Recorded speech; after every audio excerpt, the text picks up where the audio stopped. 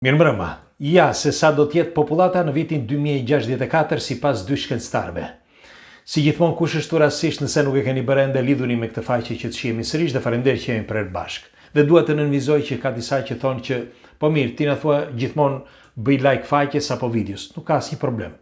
Kush nuk dëshiron nuk ka asnjë problem, por të mbani mend. Këtu vetëm informohemi. Nuk ofendojmë kënd, mësoj nga ju mësoni nga unë des vetëm shkëndijmë dhe kaq. Doja ta nënvizoja sepse ndonjëherë edhe ka edhe keq kuptime.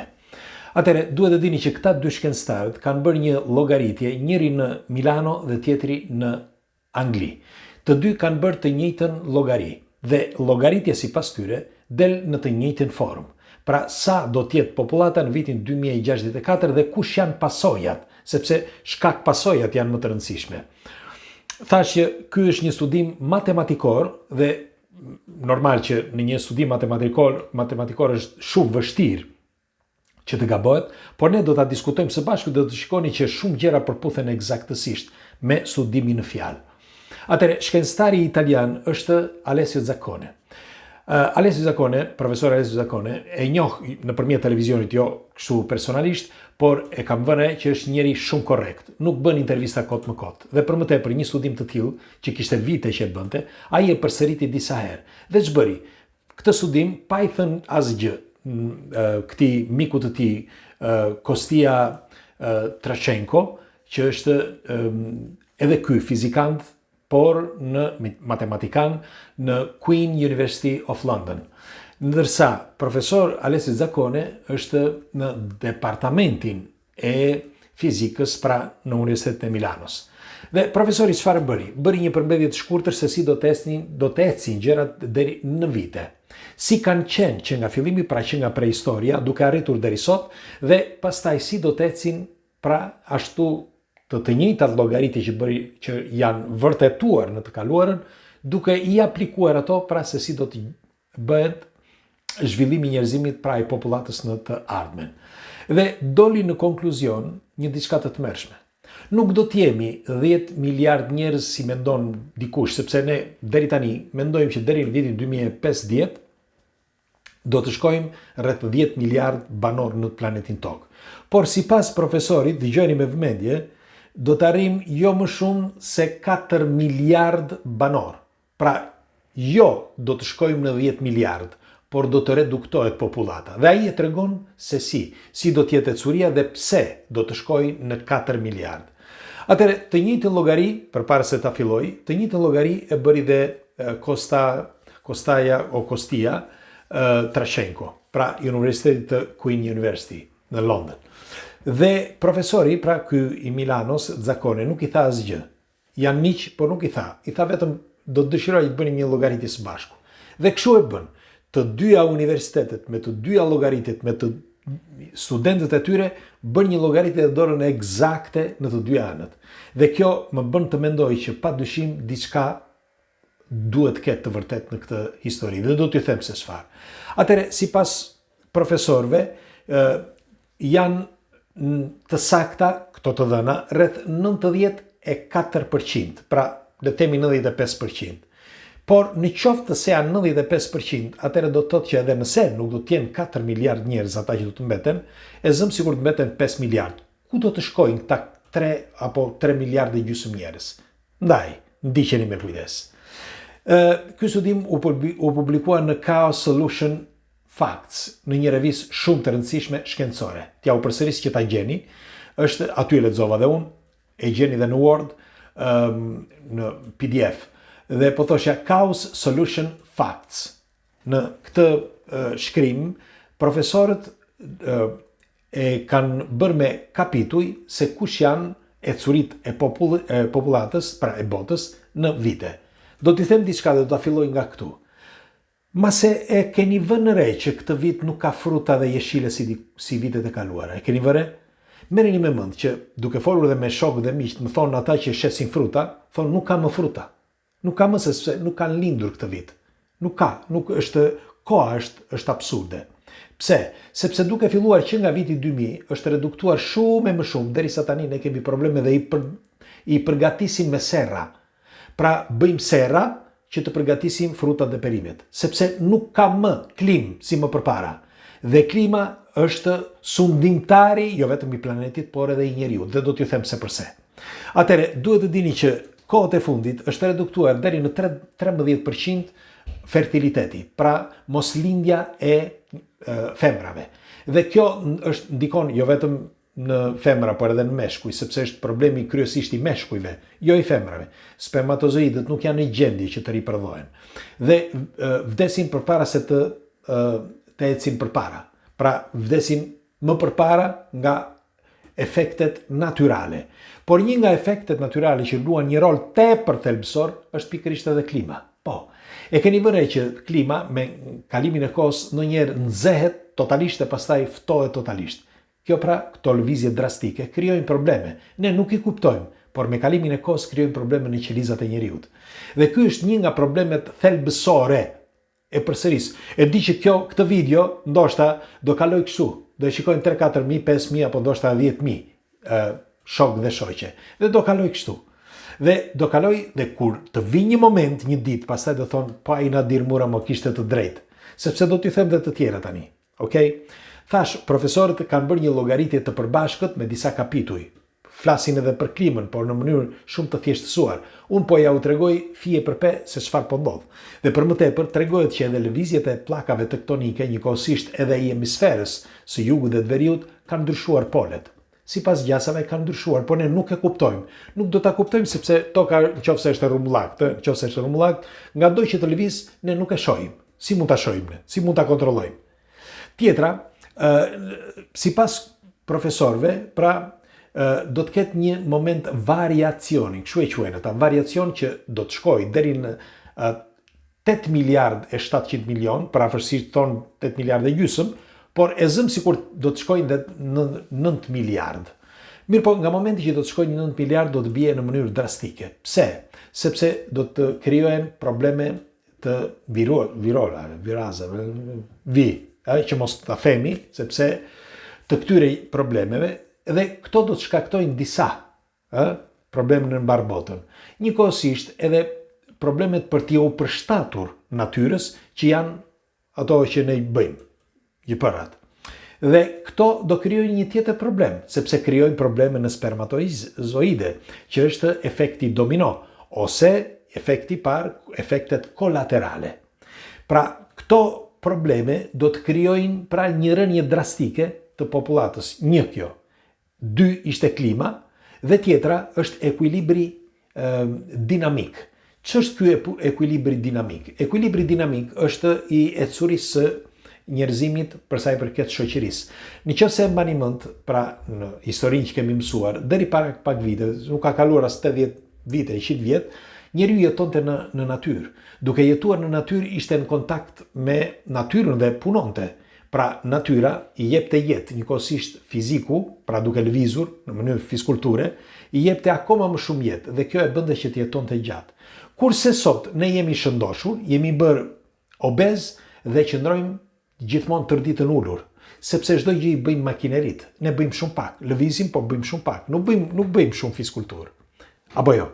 Dhe në tjetra që është akoma më e rëndësishme, që është shumë e rëndësishme, ne nuk studiojmë, nuk mësojmë dhe duke mos e vënë në punë trurin, reduktohet akoma më pak impulsi. Pra impulset reduktohen. Dhe kjo krijon akoma probleme të tjera akoma më të rënda, ndose duken më banale ato të trurit, por të trurit janë kryesore.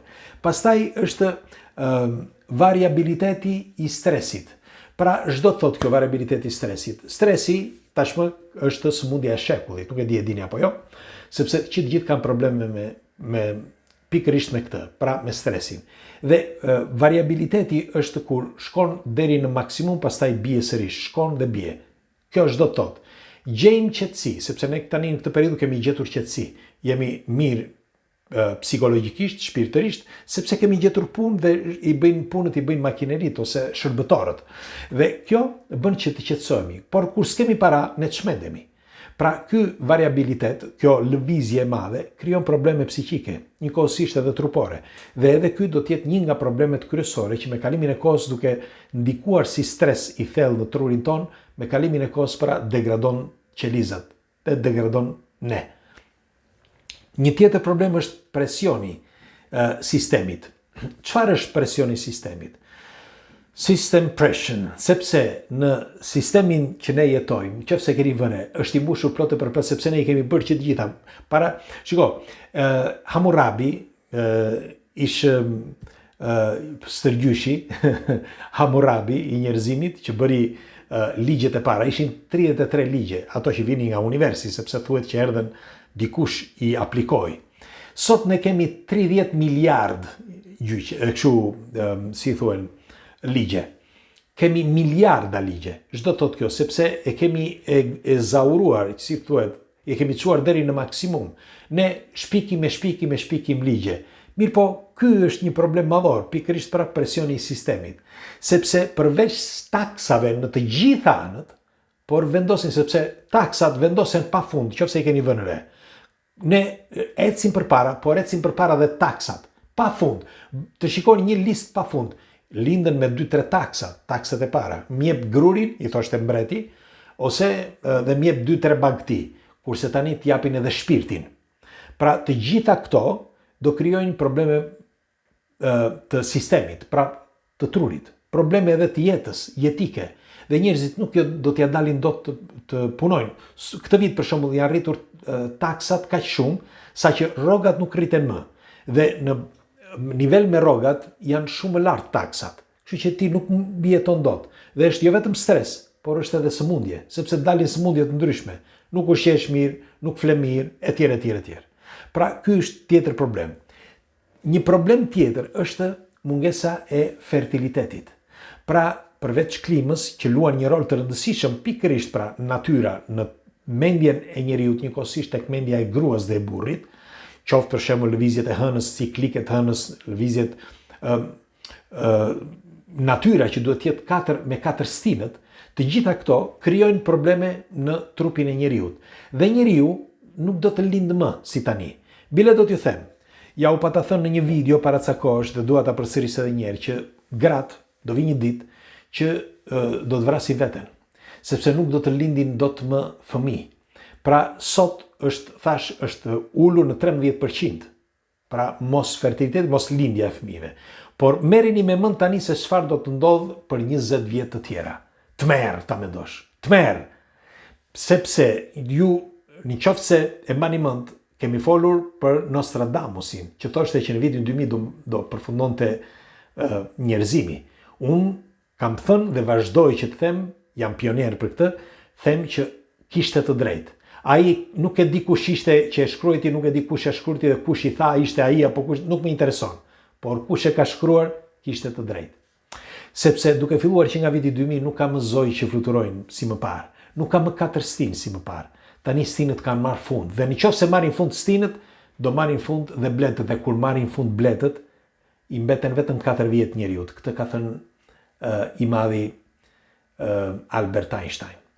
Dhe ju e dini shumë mirë që hedhin nga sipër budallëqe, pislëqe, apo hedhin nëpër ato që ham, pak rëndësi ka.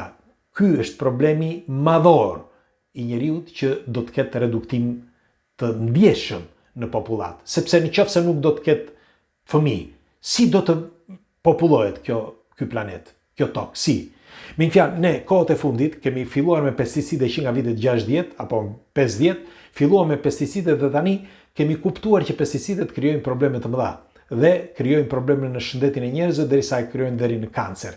Tani kanceri ka marrë vrull dhe nuk ka familje pa një sëmundje me kancer në të gjithë botën. Dhe tani ne po themi si do t'ja bëjmë tani.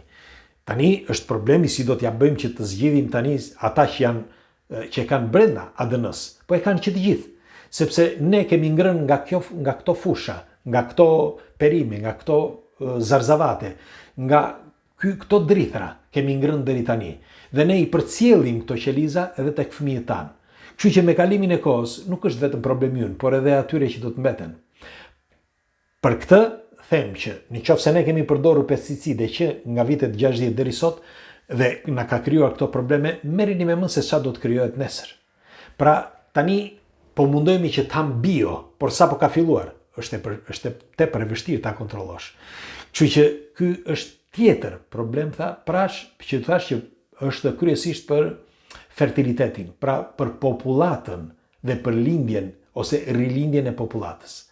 Dhe tani më thoni ju, a kanë të drejtë shkencëtarët, pra këta shkencëtarët profesor Alessio Zaccone dhe profesor Kostia Trashenko, kanë të drejtë këta që thonë që popullata në vitin 2064 do të reduktohet në 4 miliard dhe nuk është e vërtet që do të shkojë në 10 miliard njerëz? Pres komentet tuaja që ta diskutojmë, sepse unë për veten time ja u thash mendimin tim. Unë jam plotësisht i bindur jo vetëm me këtë, po isha përpara se ta lexoja këtë fajl këtu në Chaos Solution Facts. Përpara se ta lexoja, isha i bindur sepse kemi folur që nga emisioni Enigma. Dhe kam thënë që kur të vi një ditë që nuk do të ketë më mundësi njeriu të hajë frutat dhe ato jeshilet që prodhon, sepse do të jenë të kalbura, toka do të jetë e kalbur dhe ato të mbjellat do të jenë helm, atëherë do të kuptojmë që ka ardhur fundi. Më vjen keq që ta them, por mirë fëmijët tanë, mirë mbest dhe nipat tonë. Tani pres komentet tuaja dhe ta shpërndani sa më shumë këtë informacion që ta diskutojmë. Dhe mjaft më këta që flasin lart e poshtë, nëse nuk ju intereson kjo faqe apo ne që diskutojmë këtu, pak rëndësi ka që vini këtu dhe lini komentet kot më kot, sepse askush nuk u lexon. Se ne ecim përpara, këtu lidhen shumë më shumë njerëz, kështu që do t'ju lutesha, nëse nuk dëshironi, na lini të qetë, vazhdoni punën tuaj dhe më vjen keq sepse jeni vëllezërit tanë dhe do dëshiroja që të gjithë të mund të informohen sepse janë informacione. Kalofshi bukur, natën e mirë.